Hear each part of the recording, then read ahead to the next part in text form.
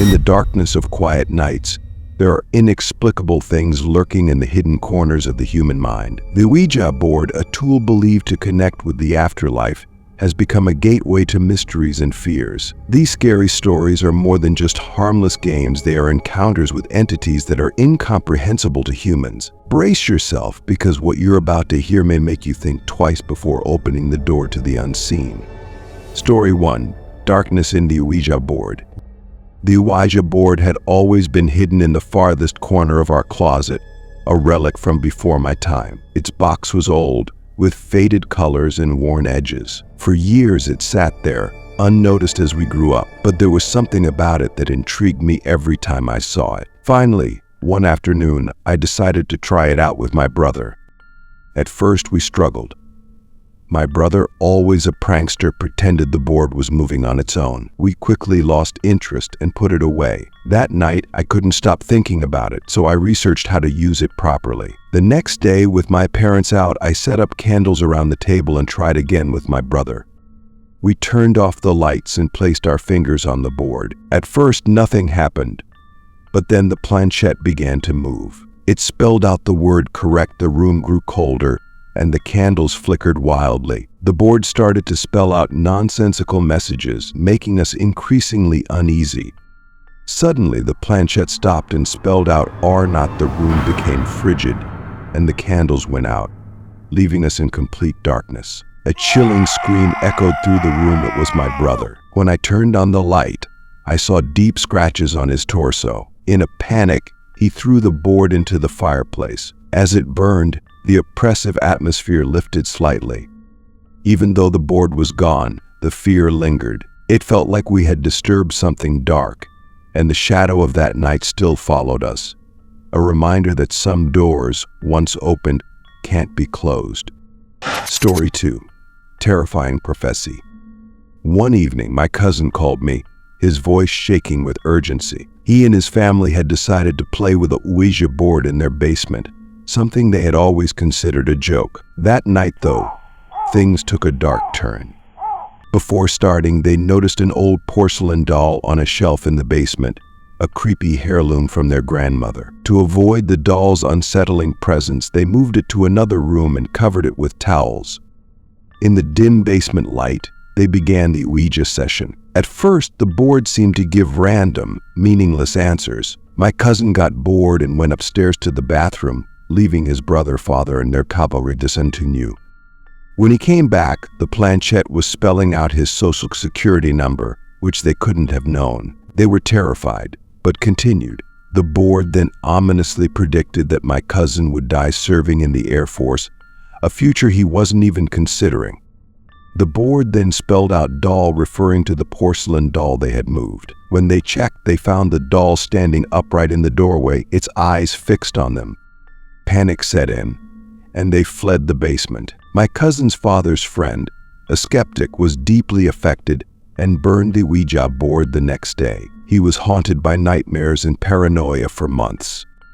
Despite the board's grim prediction, my cousin joined the Air Force and is now stationed in Europe. But the memory of that night and the doll's eerie presence still haunts him. The basement remains avoided, and the doll's unsettling eyes are a shadow that lingers whenever he visits.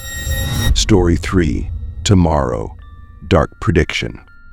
It all started as a harmless prank during a sleepover. My friends and I were bored, so we decided to dig through some old junk in the garage. Among the discarded items, we found an old Ouija board. Despite its frayed edges and faded drawing, it still had an eerie presence. We laughed off the idea of summoning spirits and thought it would be a fun joke.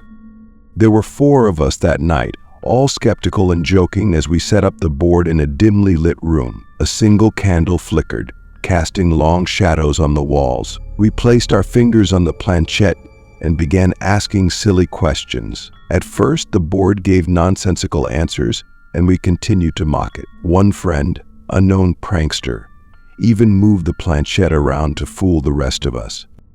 As the night wore on, the atmosphere shifted. My friends became bored and left, leaving just me and another friend with the board. I decided to ask a question I now regret.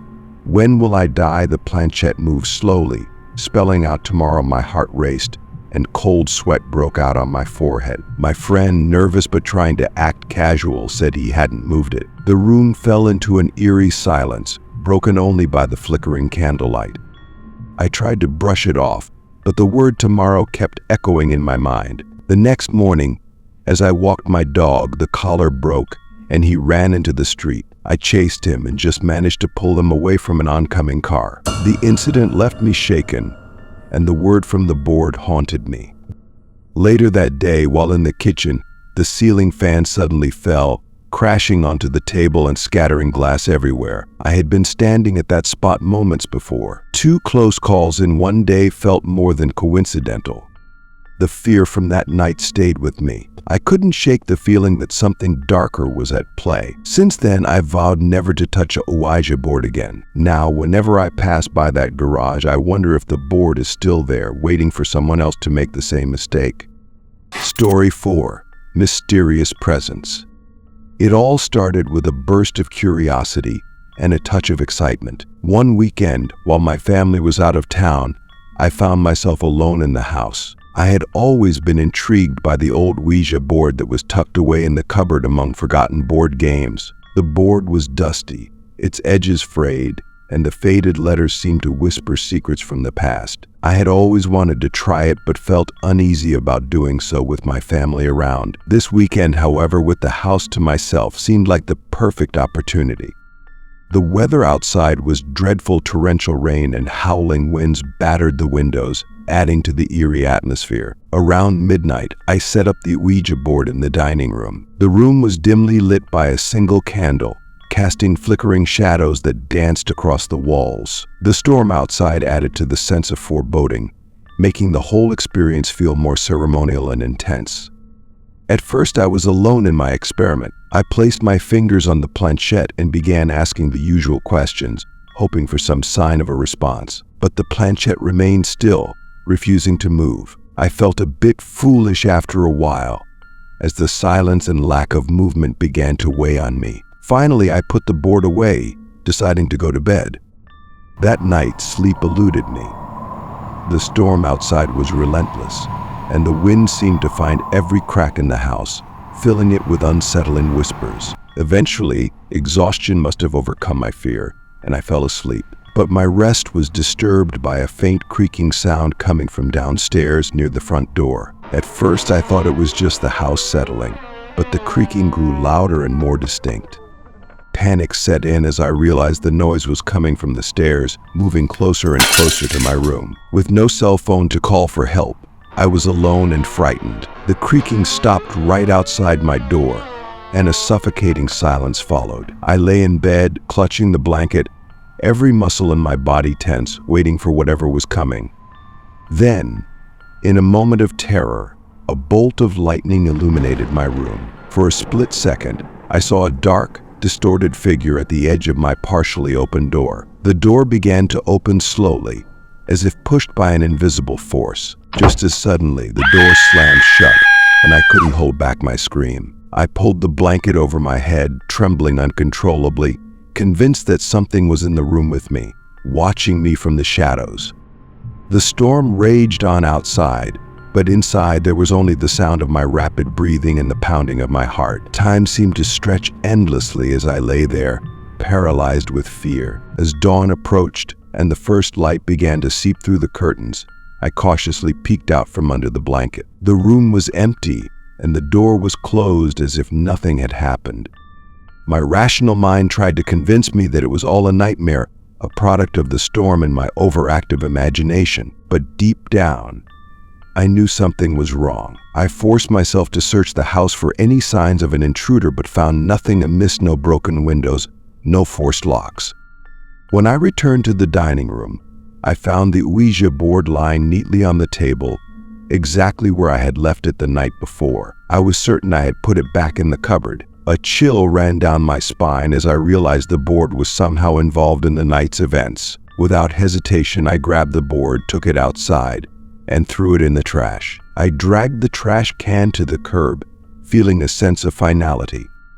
The house returned to its normal quiet state, and nothing unusual happened afterward. I kept the experience to myself, knowing that others would likely dismiss it as a bad dream or an overactive imagination. But I know what I felt and saw that night. The Ouija board remains a reminder that some things are better left untouched, buried in the past, where they belong. Story 5. Curse from the Past. I learned the hard way that messing with a Ouija board is a bad idea. Back in the summer of 2013, a friend of mine, who wasn't a believer, traded me a vintage Ouija board for a video game. I wasn't expecting it to work. I just thought it would be cool to own and maybe sell later. That first night, I tried it out for fun. I placed it in the living room, asked a few questions, and nothing happened. I thought it was a joke and just left it there. The next morning, I noticed something odd. My 2 small plants were on the floor, soil everywhere, and the Ouija board was neatly placed where the plants had been. I was sure I didn't put it there. Maybe I was sleepwalking or just forgot, but I couldn't explain it. I moved the board to my bedroom and threw it near the closet. That night, while trying to sleep, I heard a soft tapping noise. I saw a thin beam of light coming from the closet. I didn't remember turning on the light. When I checked, everything seemed normal, so I turned it off and went back to bed. But the noise and light kept coming back. Each time I turned off the light, it would turn back on. I started to panic, especially when the main light switch clicked on by itself. That's when I decided I had to get rid of the board. I grabbed the Ouija board and threw it in the trash outside. The relief was instant. After that night, everything went back to normal. The light stayed off, and the strange noises stopped. I learned my lesson and won't go near a Ouija board again. Whether anyone believes me or not, I know what I experienced, and it's enough to keep me away from them for good. As the last light of the day fades and darkness descends, the memories of what happened still linger in your mind. These stories are not just warnings, but also reminders that some things are best left in the dark. What you have discovered may never truly end. The shadows still follow you, whispering secrets you cannot understand. Be careful when entering this world, because once you open the door, there is no way to close it.